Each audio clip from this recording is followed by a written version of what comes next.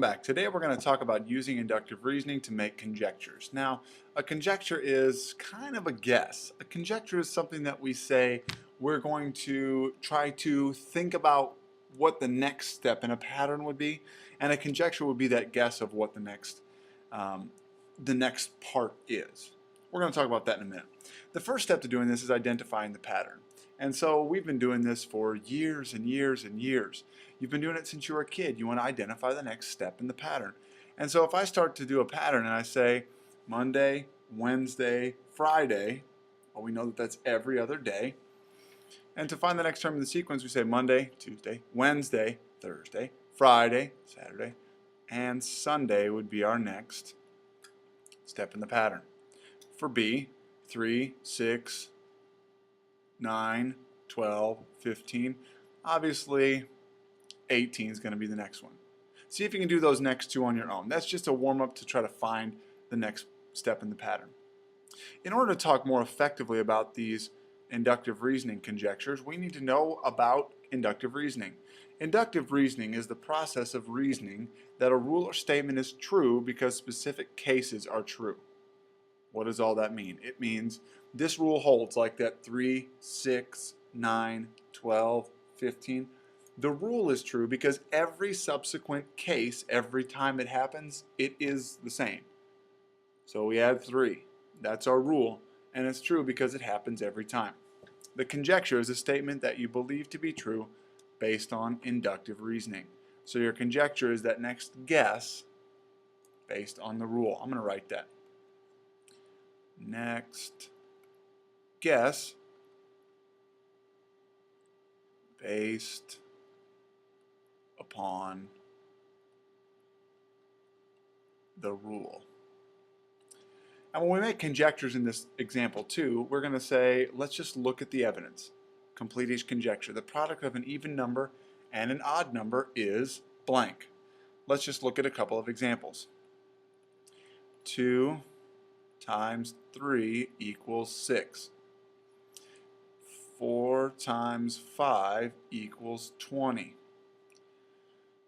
2 times 7 equals 14. 8 times 7 equals 56. An odd number and an even number, odd number and an even number, the product every time is even. So our guess for that, our conjecture is that the product is even. That's our conjecture. Let's look at B. The number of segments formed by n collinear points is blank. If I have 2 points,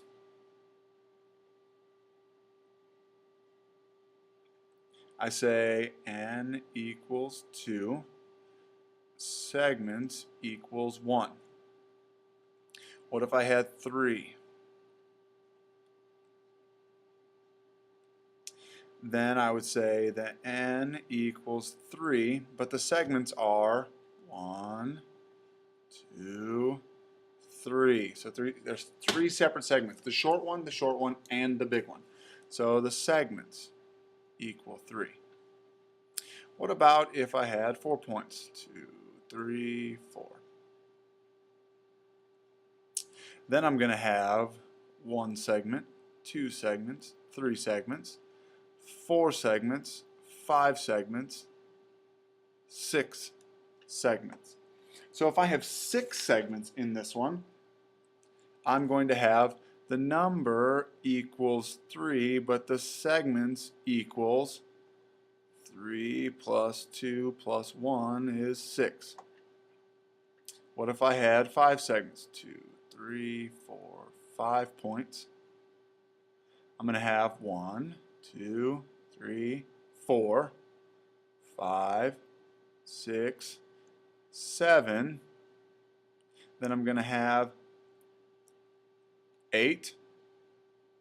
So what happens there? Do I have any other ones that I could make? Well, I can also make this one 9, or I could make this one 10. So the number equals 5, and so the segments equals 4 plus 3 plus 2 plus 1. Because there's one big segment, there's 4 little segments, there's 3 segments of length 2 points, and there's 2 segments of length 4 points, and 1 of the whole thing.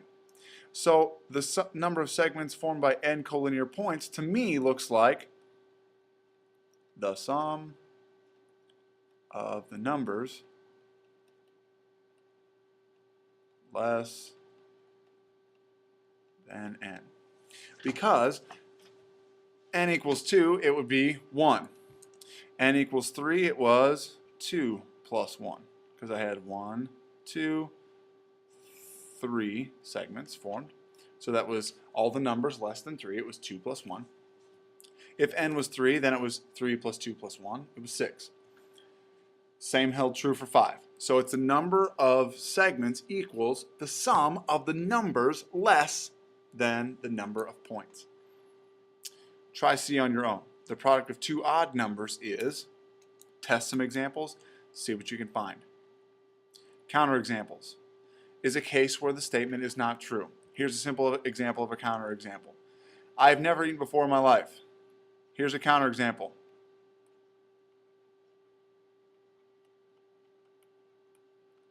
I had breakfast, so obviously I've eaten before in my life.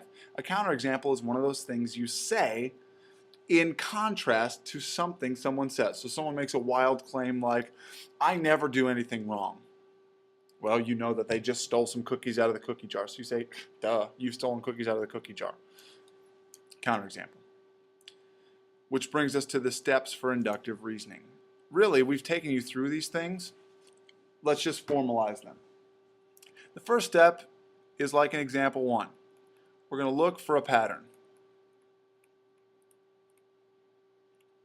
And after we look for that pattern, we are going to say, what's the next step? So we're going to make our conjecture.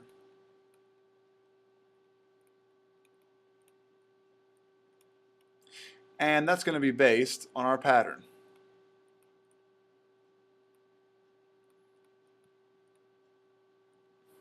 The third step is to verify that it's true. So we're going to verify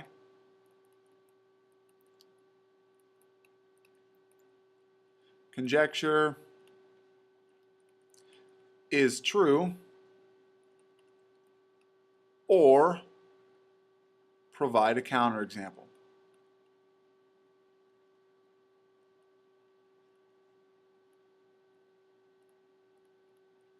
So then we're going to make this guess and prove if it's true or false. Let's try a couple of these. For all positive numbers n, 1 divided by n is less than n. So I'm just going to observe my pattern here to try to find it. What if n equals 1? This is me testing this hypothesis. So 1 divided by 1 equals 1. And 1 is less than or equal to 1, because n is 1. What about for n equals 2? Well, 1 over 2, is it less than or equal to 2? Yes, because 1 over n, which was 2, is less than 2. So far it looks true. It doesn't look like there's a counterexample. What if we tried this? 1/2 equals n.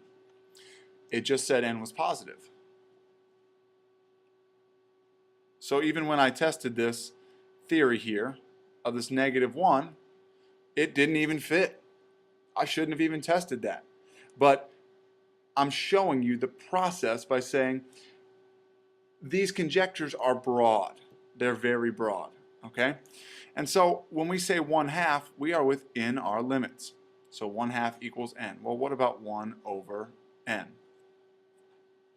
That would be equal to 1 over 1/2, which is really equal to 2, because dividing by a half is the same as multiplying by 2. Well, is 2 less than or equal to 1/2, which is n? No. So n equals 1/2 is a counterexample.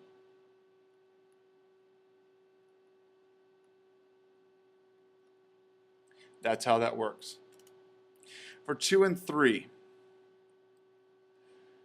I would like for you to try to draw a picture for 2 For 3, test positive and negatives.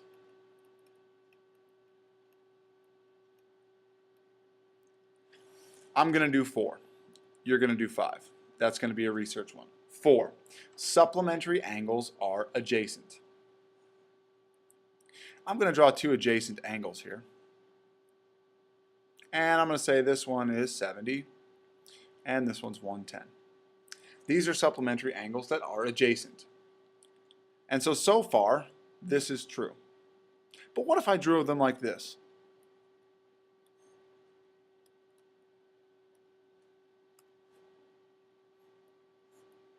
And I said this is 70 and this is 110.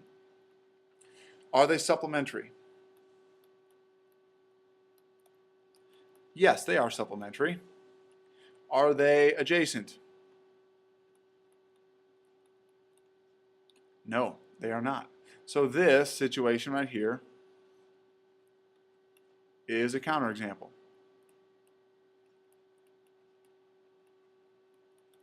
That's inductive reasoning in a nutshell. It seems overly complicated, but basically what you're doing is trying to make a guess as to what happens and then trying to prove it false. Come to class with questions, and we'll see you next time.